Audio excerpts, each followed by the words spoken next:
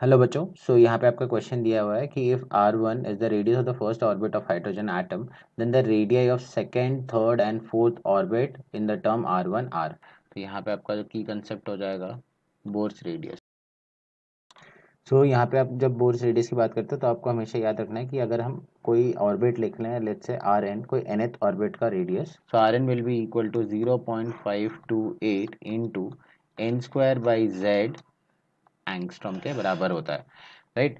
यहाँ पे जैसे आप एन की वैल्यू सब्स्टिट्यूट करते हो तो उस हिसाब से यहाँ पे चेंज होता रहता है। तो यहाँ पे क्वेश्चन में अगर हम देखें तो आर वन की वैल्यू दी है, तो आर वन की वैल्यू क्या हो जाएगी 0.528 इंटू आपका हो जाएगा 1 डिवाइडेड बाई जेड। ये आ जाएगा सिंप्लीफाई करके, 0.528 divided by Z equal to आपका आर वन हो जाएगा। यहाँ से एक और चीज़ जो आपको याद रखनी है वो ये है कि आर जो है आपका प्रोपोर्शनल आ रहा है एन स्क्वायर बाई जेड के। यहाँ पे इस पर्टिकुलर केस में अगर आप देखोगे तो आपका जो जेड है वो कांस्टेंट है, तो आपका डायरेक्टली वो प्रोपोर्शनल हो जाएगा एन स्क्वायर के।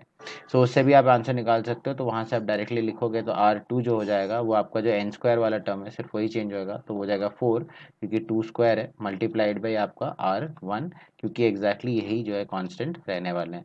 सेम अगर हम देखें आर थ्री के लिए देख रहे हैं तो वहाँ पे एन थ्री हो जाएगा, तो ये हो जाएगा 9 आर वन के बराबर। और सिमिलरली हम अगर देखें R four, R four again क्या हो जाएगा आपके 4 स्क्वायर दैट इज 16, और फिर हो जाएगा आपके आर वन के बराबर।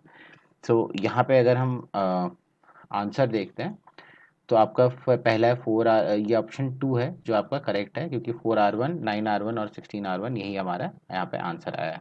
I hope you have understood the explanation and the solution. All the best.